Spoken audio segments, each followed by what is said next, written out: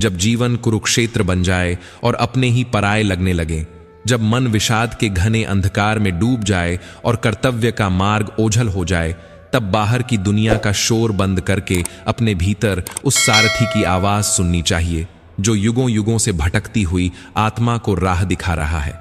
जय श्री कृष्ण। मित्रों, अनमोल प्रवाह के इस दिव्य सत्संग में आपका स्वागत है।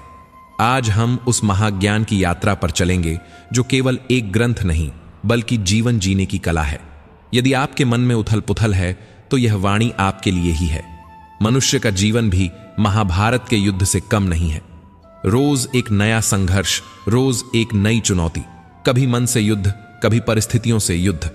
अर्जुन की तरह हम सब भी कभी न कभी निराशा के उस बिंदु पर खड़े होते हैं जहां हाथ से गांडीव छूटने लगता है, पैर कांपने लगते हैं और आंखों के सामने अंधेरा छा जाता है। हमें लगता है कि हम हार रहे हैं, हम टूट रहे हैं। लेकिन मेरे मित्र, यही वह क्षण है जब गीता का जन्म होता है। गीता का ज्ञान तब नहीं दिया गया जब अर्जुन सुख में था, यह ज्ञान तब दिया गया जब वह सबसे गहरे दुख में था। इसलिए यदि आज आप दुख में हैं तो समझ लीजिए कि आप गीता को समझने के पात्र बन गए हैं। श्री कृष्ण के ये 11 उपदेश आपके जीवन की दिशा और दशा दोनों बदल देंगे। बस इन्हें केवल कानों से नहीं, हृदय की गहराई से सुनिएगा। पहला उपदेश है विषाद और मोह का त्याग। अर्जुन रो रहा था क्योंकि वह मोह में फंसा था। उसे डर था कि वह अपनों को खो देगा। हमारा दुख भी अर्जुन से अलग नहीं है।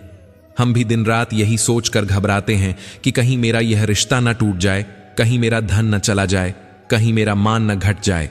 लेकिन कृष्ण कहते हैं कि हे पार्थ, तुम जिसके लिए शोक कर रहे हो वह शोक करने योग्य ही नहीं है। मोह तुम्हें कमजोर बनाता है। तुम्हें लगता है कि यह मोह प्रेम है, लेकिन प्रेम मुक्त करता है और मोह बांधता है। तुम चीजों को पकड़कर रखना चाहते हो, यही तुम्हारे दुख का मूल कारण है। मुट्ठी में रेत को जितना कसकर पकड़ोगे वह उतनी ही फिसलेगी। संसार की हर वस्तु और हर रिश्ता आने जाने वाला है। जो आज तुम्हारा है कल किसी और का था और परसों किसी और का हो जाएगा। इस सत्य को न स्वीकारना ही पीड़ा है। जब तुम यह मान लेते हो कि यहां कुछ भी स्थायी नहीं है तो खोने का डर समाप्त हो जाता है, और जहां डर नहीं होता वहीं से जीवन शुरू होता है। अपने आंसुओं को पोंछ लो, क्योंकि जो जा रहा है उसे जाना ही है, और जो आ रहा है उसका स्वागत करो। यही जीवन का प्रवाह है। दूसरा उपदेश है आत्मा की अमरता और शरीर की नश्वरता। हम अपने अस्तित्व को केवल इस शरीर तक सीमित मान लेते हैं। इसीलिए हमें मृत्यु से डर लगता है, बीमारी से डर लगता है, बुढ़ापे से डर लगता है। लेकिन कृष्ण एक परम सत्य का उद्घाटन करते हैं। नैनम छिंदंति शस्त्राणि नैनम दहति पावकः। न इस आत्मा को शस्त्र काट सकते हैं, न आग जला सकती है, न पानी भिगो सकता है, न हवा सुखा सकती है। तुम वह अविनाशी तत्व हो जिसका कभी अंत नहीं हो सकता। शरीर तो केवल एक वस्त्र है। जैसे हम पुराने कपड़े उतार कर नए कपड़े पहनते हैं, वैसे ही आत्मा पुराना शरीर त्याग कर नया शरीर धारण करती है। इस सत्य को गहराई से महसूस करो। जब भी तुम्हें लगे कि तुम मिट रहे हो, तब याद करना कि तुम वह हो जिसे काल भी नहीं मिटा सकता। तुम अनंत हो, तुम शाश्वत हो। तुम्हारे स्वरूप का कोई अंत नहीं है।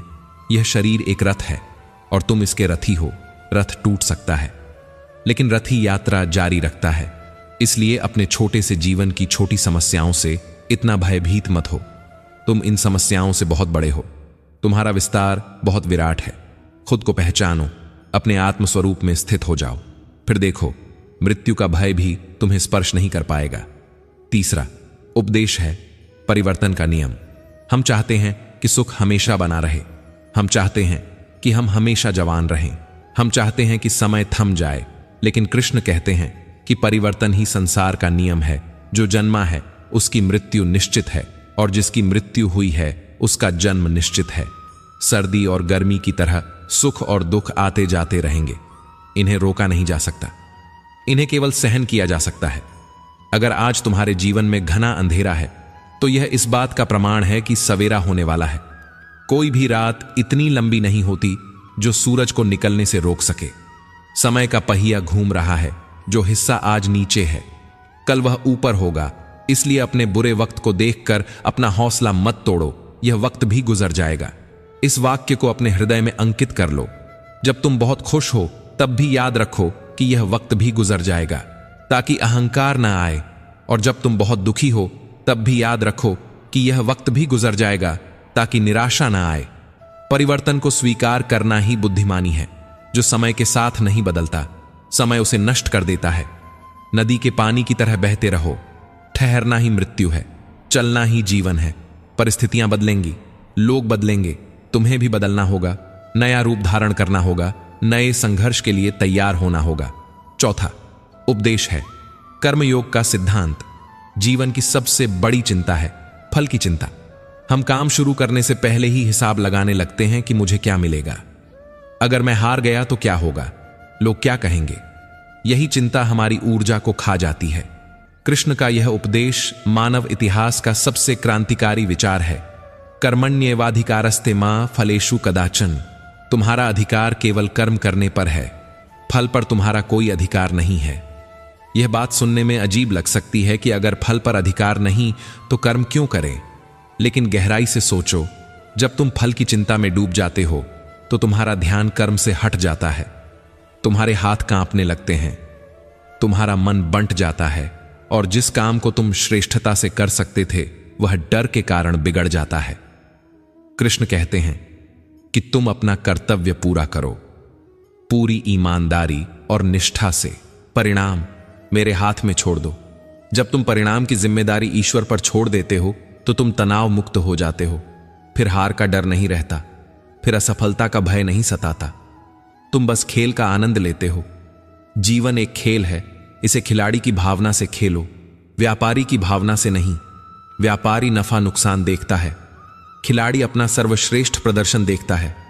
तुम अपना सर्वश्रेष्ठ दो, बाकी उस पर छोड़ दो जो पूरे ब्रह्मांड को चला रहा है। वह तुम्हारे साथ अन्याय नहीं करेगा। देर हो सकती है, अंधेर नहीं। तुम्हारा कर्म कभी व्यर्थ नहीं जाएगा। यह प्रकृति का नियम है, जो बोगे वही काटोगे। इसलिए बीज बोने पर ध्यान दो, फसल काटने की जल्दबाजी मत करो। पांचवां उपदेश है मन का नियंत्रण। अर्जुन ने कृष्ण से कहा था कि यह मन बहुत चंचल है, इसे वश में करना हवा को मुट्ठी में बंद करने जैसा कठिन है। हम सबकी यही समस्या है। हमारा मन ही हमारा सबसे बड़ा शत्रु बन बैठा है। यह हमें अतीत के पछतावे में ले जाता है, कभी भविष्य की चिंताओं में भटकाता है, वर्तमान में टिकने ही नहीं देता। कृष्ण कहते हैं कि यह सच है कि मन चंचल है, लेकिन इसे वश में किया जा सकता है। अभ्यास और वैराग्य से अभ्यास का अर्थ है बार बार मन को खींचकर सही जगह पर लाना। जैसे एक मां अपने भागते हुए बच्चे को बार बार पकड़कर लाती है, वैसे ही तुम्हें अपने मन को पकड़ना होगा।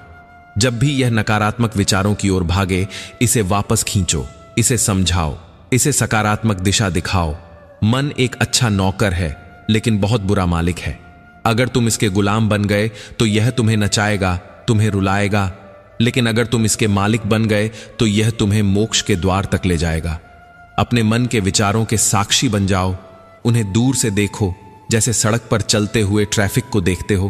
किसी विचार के साथ बहो मत, बस देखते रहो। धीरे धीरे मन शांत होने लगेगा, और शांत मन में ही परमात्मा का प्रतिबिंब दिखाई देता है। अशांत पानी में चेहरा नहीं दिखता, स्थिर पानी में ही सच दिखता है। अपने मन को स्थिर करो, यही योग है। छठा उपदेश है क्रोध और कामना का त्याग। मनुष्य का पतन कैसे होता है, कृष्ण इसका पूरा मनोविज्ञान समझाते हैं। सबसे पहले मन में कामना जागती है, इच्छा पैदा होती है। जब इच्छा पूरी नहीं होती तो क्रोध आता है। क्रोध से बुद्धि भ्रमित हो जाती है, सही और गलत का भेद मिट जाता है, और जब बुद्धि नष्ट हो जाती है तो मनुष्य का विनाश हो जाता है। यह क्रोध तुम्हारा सबसे बड़ा दुश्मन है। यह तुम्हारे विवेक को खा जाता है। क्रोध में लिया गया निर्णय हमेशा पश्चाताप का कारण बनता है। यह वह आग है जो दूसरे को जलाने से पहले खुद को जलाती है। और कामनाएं कभी पूरी नहीं होती। आग में घी डालने से आग बुझती नहीं और भड़कती है। वैसे ही इच्छाओं को पूरा करने से इच्छाएं शांत नहीं होती, वे और बढ़ जाती हैं। संतुष्टि इच्छा पूरी होने से नहीं, इच्छा के त्याग से मिलती है। जितना कम चाहोगे उतना सुखी रहोगे, जितना अधिक बटोरने की कोशिश करोगे उतने ही खाली रह जाओगे। अपनी जरूरतों को कम करो, अपने भीतर की प्यास को पहचानो। यह प्यास वस्तुओं की नहीं, शांति की है, और शांति बाजार में नहीं मिलती। शांति तुम्हारे भीतर है, कामनाओं का शोर बंद करो, तभी भीतर का संगीत सुनाई देगा। 7वां उपदेश है समत्व भाव। जीवन में मान और अपमान, सफलता और असफलता, सुख और दुख, मित्र और शत्रु, ये सब द्वंद्व आते रहेंगे। कृष्ण कहते हैं कि जो व्यक्ति इन दोनों स्थितियों में एक समान रहता है वही सच्चा योगी है। जब कोई तारीफ करे तो फूलो मत, और जब कोई निंदा करे तो मुरझाओ मत। तारीफ और निंदा लोगों के विचार हैं, और लोगों के विचार बदलते रहते हैं। आज जो तारीफ कर रहा है कल वही गाली दे सकता है। तो क्या तुम लोगों के रिमोट कंट्रोल से चलोगे? अपनी चाबी अपने हाथ में रखो। सोने और पत्थर को एक समान समझो। इसका अर्थ यह नहीं कि सोने का मूल्य नहीं है, इसका अर्थ है कि तुम्हारे लिए तुम्हारी शांति सोने से ज्यादा कीमती है। अगर सोना खो जाए तो तुम्हारी शांति नहीं खोनी चाहिए। परिस्थितियां कैसी भी हों, तुम्हारे भीतर का संतुलन नहीं बिगड़ना चाहिए। यही स्थित प्रज्ञ की अवस्था है। जैसे समुद्र में नदियां आकर मिलती हैं, फिर भी समुद्र अपनी मर्यादा नहीं लांघता, वैसे ही तुम्हारे जीवन में सुख दुख आएंगे, लेकिन तुम्हें अपनी मर्यादा, अपना धैर्य नहीं खोना है। स्थिर रहना है, अचल रहना है। चट्टान की तरह तूफान आएंगे और टकरा कर चले जाएंगे, लेकिन तुम वहीं खड़े रहोगे मुस्कुराते हुए। यही तुम्हारी शक्ति है। 8वां उपदेश है भक्ति और समर्पण। जब सारे रास्ते बंद हो जाएं, जब बुद्धि काम करना बंद कर दे, जब अपनी शक्ति जवाब दे जाए, तब काम आता है समर्पण। कृष्ण कहते हैं कि जो अनन्य भाव से मेरा चिंतन करते हैं, जो पूरी तरह मुझ पर आश्रित हैं, उनका योग और क्षेम मैं वहन करता हूं। मैं उनकी रक्षा करता हूं, मैं उनकी जरूरतों को पूरा करता हूं। यह ईश्वर का वादा है, लेकिन शर्त है पूर्ण समर्पण। आधा अधूरा भरोसा नहीं चलेगा। द्रौपदी ने जब तक अपनी साड़ी को पकड़े रखा, तब तक कृष्ण नहीं आए। जब उसने दोनों हाथ छोड़ दिए और पुकारा कि हे गोविंद, अब तू ही है, तब चमत्कार हुआ। तुम्हें भी अपने अहंकार के हाथ छोड़ने होंगे। तुम्हें मानना होगा कि मैं कुछ नहीं हूं, सब कुछ तू है। तेरी मर्जी के बिना पत्ता भी नहीं हिलता, तो मेरे जीवन में जो हो रहा है वह भी तेरी मर्जी है, और तेरी मर्जी में ही मेरा भला है। चाहे वह मुझे दुख जैसा लगे, लेकिन वह कड़वी दवा है मेरे ही इलाज के लिए। यह भाव आते ही तुम निर्भय हो जाओगे। तुम्हें लगेगा कि तुम एक छोटे बच्चे हो और ईश्वर ने तुम्हें अपनी गोद में उठा लिया है। अब गिरने का डर कैसा, अब चिंता कैसी? समर्पण सबसे बड़ा बल है। यह कायरता नहीं है, यह समझदारी है कि मैं सीमित हूं और वह असीम है, तो क्यों ना असीम से जुड़ जाऊं। 9वां उपदेश है श्रद्धा की शक्ति। संशयात्मा विनश्यति। जिसके मन में संशय है, शक है, उसका विनाश निश्चित है। और श्रद्धावान लभते ज्ञानम। जिसके मन में श्रद्धा है, उसे ही ज्ञान मिलता है, उसे ही शांति मिलती है। विश्वास ही वह नींव है जिस पर जीवन की इमारत खड़ी होती है। अगर तुम्हें खुद पर विश्वास नहीं, ईश्वर पर विश्वास नहीं, तो तुम कदम कदम पर डगमगाओगे। तुम्हें लगेगा कि दुनिया मुझे ठग रही है, ईश्वर मेरे साथ अन्याय कर रहा है। यह शक तुम्हें अंदर से खोखला कर देगा। विश्वास रखो कि तुम अकेले नहीं हो। एक अदृश्य शक्ति हर पल तुम्हारे साथ चल रही है। वह तुम्हें देख रही है, तुम्हारी रक्षा कर रही है। कभी कभी वह तुम्हें गिरने देती है ताकि तुम संभलना सीख सको, लेकिन वह तुम्हें टूटने नहीं देगी। तर्क से ईश्वर नहीं मिलता, विश्वास से मिलता है। मीरा को जहर का प्याला अमृत लगा, क्योंकि विश्वास था। प्रहलाद को आग नहीं जला पाई, क्योंकि विश्वास था। अपने विश्वास को इतना पक्का करो कि पहाड़ भी रास्ता देने को मजबूर हो जाएं। चमत्कार उन्हीं के साथ होते हैं जो चमत्कार पर भरोसा करते हैं। अपनी श्रद्धा को टूटने मत दो, यही तुम्हारी सबसे बड़ी पूंजी है। 10वां उपदेश है सर्वव्यापी ईश्वर। अर्जुन ने पूछा था कि हे केशव, मैं आपको कहां ढूंढूं? कृष्ण ने कहा कि मैं सब में हूं। मैं सूर्य की गर्मी हूं, मैं चंद्रमा की शीतलता हूं, मैं पानी का स्वाद हूं, मैं वेदों का शब्द हूं, मैं पुरुषों का पौरुष हूं। मुझसे अलग इस संसार में कुछ भी नहीं। जब तुम इस दृष्टि से दुनिया को देखोगे तो तुम्हें किसी से नफरत नहीं होगी, क्योंकि हर इंसान में तुम्हें वही दिखाई देगा। चींटी से लेकर हाथी तक, दुश्मन से लेकर दोस्त तक, सब उसी के रूप हैं, सब उसी के अभिनय हैं। जब यह ज्ञान हो जाता है तो इंसान सबसे प्रेम करने लगता है। वह किसी को चोट नहीं पहुंचाता, क्योंकि दूसरे को चोट पहुंचाना खुद को चोट पहुंचाना है और ईश्वर को चोट पहुंचाना है। यह अद्वैत का भाव जीवन को स्वर्ग बना देता है।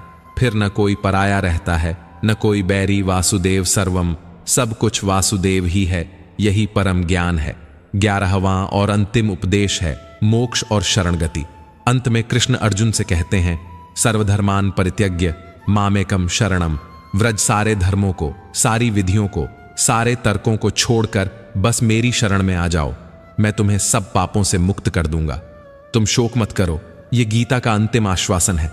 शोक मत करो, डरो मत, घबराओ मत, बस उसकी शरण में चले जाओ। जैसे एक नदी सागर में गिरकर शांत हो जाती है, अपना नाम और रूप खोकर सागर बन जाती है, वैसे ही तुम भी परमात्मा में विलीन हो जाओ। अपनी चिंताओं की गठरी उसके चरणों में रख दो, वह सब संभाल लेगा। उसने सृष्टि रची है, वह पालन भी करेगा। तुम व्यर्थ ही भार उठा रहे हो, हल्के हो जाओ, मुक्त हो जाओ, यही मोक्ष है। जीते जी चिंताओं से मुक्ति ही मोक्ष है। भविष्य के डर से मुक्ति ही मोक्ष है। अहंकार से मुक्ति ही मोक्ष है। उठो पार्थ, अपने कर्तव्य के लिए, अपने धर्म के लिए युद्ध करो, लेकिन मन से सन्यासी बनकर हाथ में तलवार हो, लेकिन दिल में राम हो। यही जीवन जीने की कला है, यही गीता का सार है। जो हुआ वह अच्छा हुआ, जो हो रहा है वह अच्छा हो रहा है, जो होगा वह भी अच्छा ही होगा। तुम्हारा क्या गया? जो तुम रोते हो, तुम क्या लाए थे? जो तुमने खो दिया, तुमने क्या पैदा किया था? जो नाश हो गया ना, तुम कुछ लेकर आए।